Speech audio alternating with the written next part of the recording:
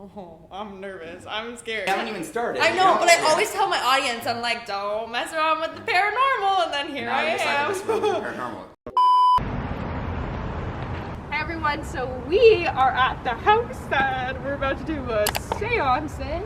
It is the Lambton house. It was also called the Lambton Inn, so it was obviously an inn beforehand. But the house is over 200 years old. It's the oldest inn and one of the most haunted inn here in Toronto. So I'm doing this for you guys. Smash that like button if you're excited. Comment something spooky down below. Doesn't matter what it is, because you know I read every single one of my comments. Yes, every single one. And yeah, I'm about to go inside and interview Jaymes, so come along. Hi guys! So I am here with Jaymes White, and we're about to do a seance, but first I'm gonna ask him some questions. Why don't you tell the audience a little bit about yourself, how you kind of got into this? So basically my other background is I train law enforcement on how to interrogate people essentially. So that's my like I did not know that. Okay. So I teach at different universities and stuff. So my background's really science and so like body language. Body language. Oh so my basically gosh. how interrogations works is if you're able to profile the person, then you're able to do the right interrogation method on them, right? Yeah. So that's what a lot of detectives hire me to teach them how to profile people. Okay. So the seance is a bit different because the seance is kind of like, it's like we do in the Halloween time. It's the 7th year we've been doing it. Every single one has sold out, so it's pretty crazy how big it's gotten. I'm not bragging, but it's kind of cool. No, you can brag. This is amazing. So, Thank you. So you are a mind reader? Yeah, I call myself a mind reader, but like it's body language. It's basically body language and basically being able to profile and read people. So people dress a certain way tells you a lot about the person. Okay. So that's kind of what you're looking for on people. So with the seance, it's kind of cool because it's almost like going into a horror movie. Some people describe it as, or it's different every night in the sense of it depends what the group brings in. So if you have a bad group, maybe it's a more boring seance, but then you have some seances that are insane. Right. And it really depends on like what people are able to pick up. But I can guarantee it's something you've never accomplished before. I've never done this before, so you're gonna find out soon, eh? Yeah. Do you have like a Ouija board too? Are we gonna use that or no? So we do have a Ouija board. We have the one we're using at the seance house is a 1942 William Fold talking board. It's a cursed one. It's a haunted one. Oh, of course it is. Yeah. Perfect. But I'm really picky which ones I use at the houses because you want to connect it to the house. So there's a reason why I use this one, but we don't always use the Ouija board. So it depends on the group. So if the group is feeling something in a certain room or we're trying to bring something more out, we have all these different seance techniques that we could use. Wow. And so why did you pick this house? So the Lambton Inn, which a lot of people don't realize is 200 years old. It's been on the same grounds in the same form for nearly 200 years. And there's been a lot of kind of ghost stories, a lot of death, a lot of tragedy that's occurred here. So I thought to myself, it's almost impossible to get an inn that's 200 years old that's hardly been touched. Yeah. So I thought this is the perfect spot for a seance this year. How did you get started like dabbling in the paranormal? Yes. Or like, even just being like, I want to do a seance. So I think what happened was you see a lot of Halloween events and there's no, like, it's not psychological. It's not like, you know, you just go somewhere and something runs at you and you go home. I don't like this. And it's kind of like, okay, that's cool. But I wanted to go do something where like stuff happens, where people go home and have issues. And if you read the reviews and stuff, so many people claim like they've had stuff when we broke the circle or issues. There's so many weird things that's happened that we can't explain. There's so many weird stories that's happened that I can't even explain, even with my son's background. So it's kind of like, I want to do something that was just unique, that doesn't exist. And we've had all these, you know, media come from around the country and stuff, and all of them said, like, when they experienced the seance, there's nothing like it. You know, after you experience it, you're like, I've never done anything like that before. Yeah, for sure. Oh, I'm nervous. I'm scared because I'm always we haven't even started. I know, but I always tell my audience, I'm like, don't mess around with the paranormal, and then here I am. Paranormal. No, but has anything ever like followed you home? Not okay. So I find for myself, nothing really happens to me. It happens to everyone around me. So everyone else. Literally. There's a lot of stuff. So when we break the circle or stuff happens, there's so many stories I can share you of people having issues when they got home. So yesterday there was someone in the audience and they said they broke the circle last year. When they got home, they started hearing all the same sounds that they heard in the house. And all the stuff got moved around and happened for 3 or 4 days. But how do you like get rid of that? So the rule of thumb is if something does follow you home, you gotta ignore it. So if you get scared, it grabs onto you. So you kind of ignore it. But if we do all the proper protocols, we should be okay. We also had to, like there was another event that happened. There was a private group, and she claimed she didn't break the circle, but she did. And she's been having all these issues. So she's like on the 13th floor of her apartment. Of course. Well, it's technically, I think she said it was technically the 14th, but it's 13th. Yeah, they just ignore the And she said like something keeps knocking at night ever since the seance on her window. Gosh. And I was like, okay, whatever. And then she said she left the house and a bunch of her stuff is rearranged and her door's open.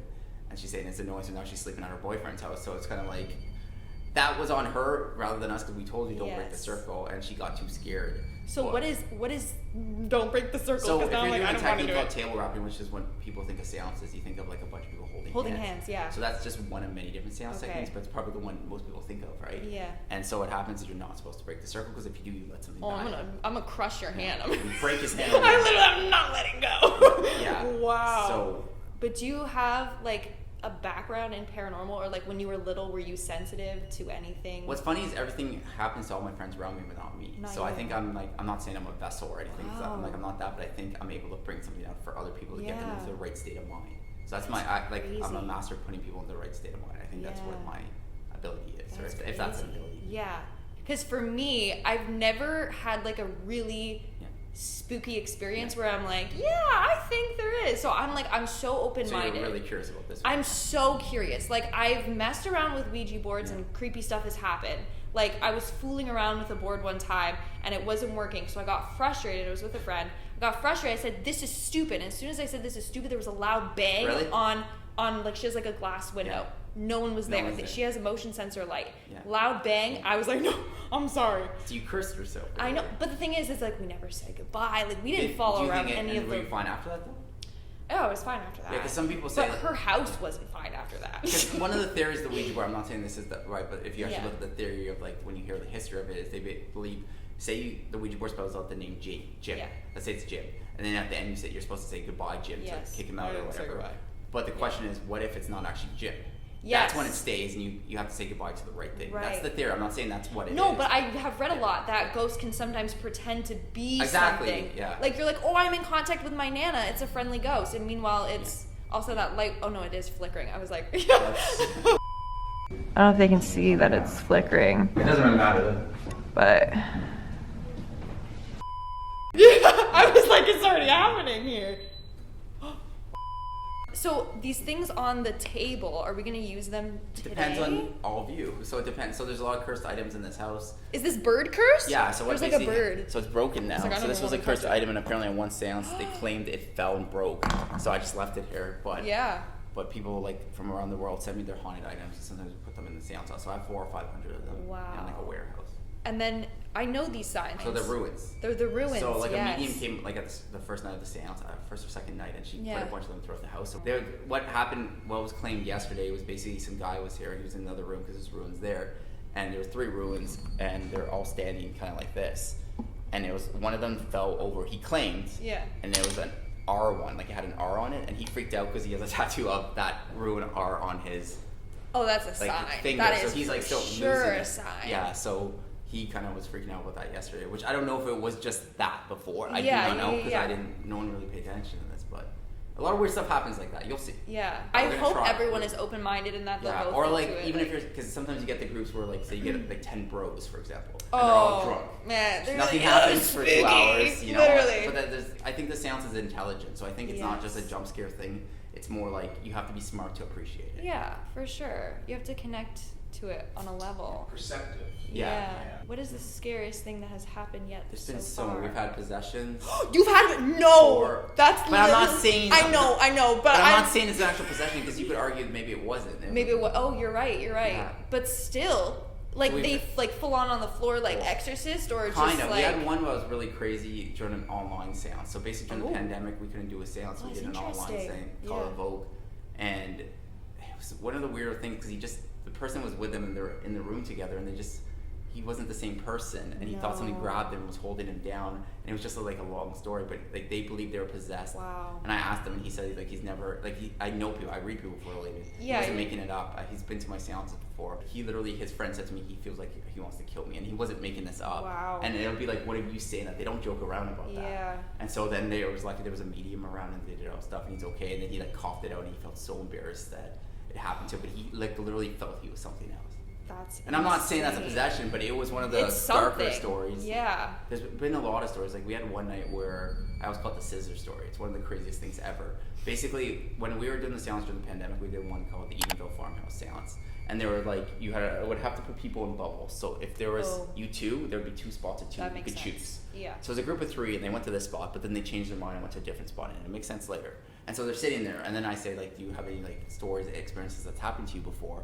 and she kind of shares a story how she believes her internet's cut by a demon, like with scissors. And I was like, that doesn't make sense, right? And it doesn't make sense. And so what happens, I'm not kidding you, at the end of the night, it was on Devil's Night, by the way. At the end of the night, they get up, and I'm not kidding, under her seat was a pair of scissors.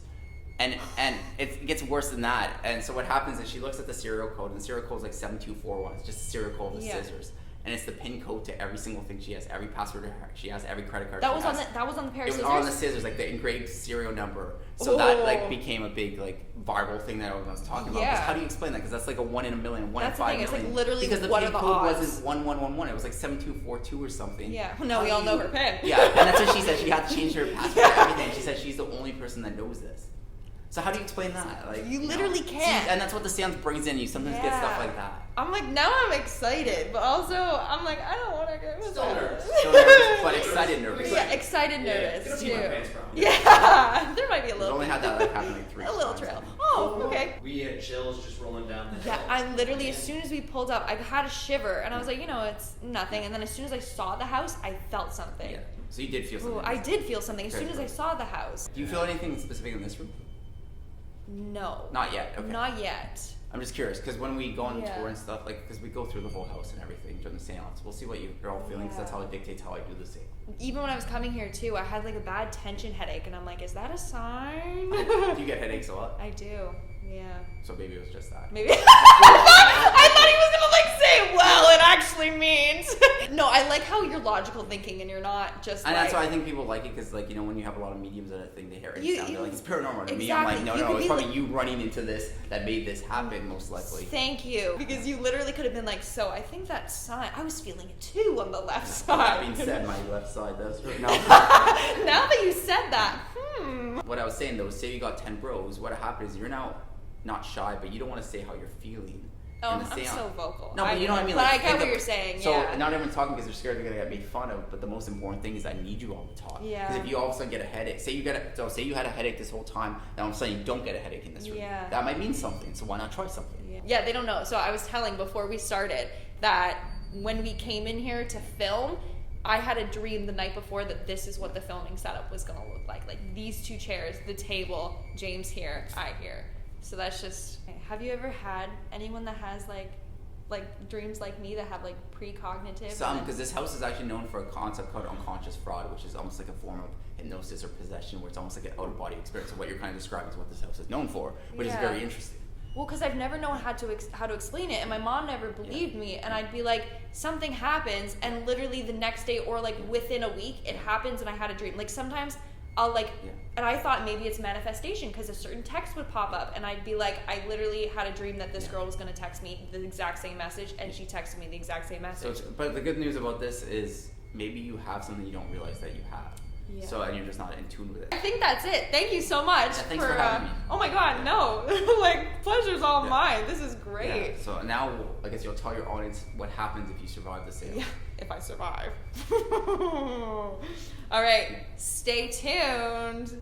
I'll see you when I see you.